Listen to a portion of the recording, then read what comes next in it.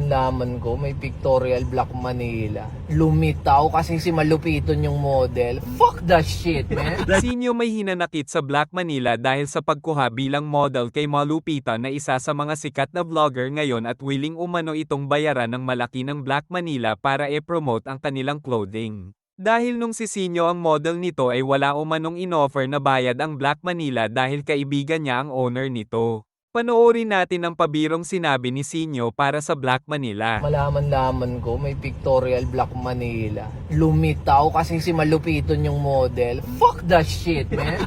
Malupiton willing bayaran. Pag ikaw, ay Earth, bagay sa'yo to, isuot mo na. Earth, okay lang Earth, picturean ka ni Aday. Siyempre, ako naman, nasa kaibigan. Sige.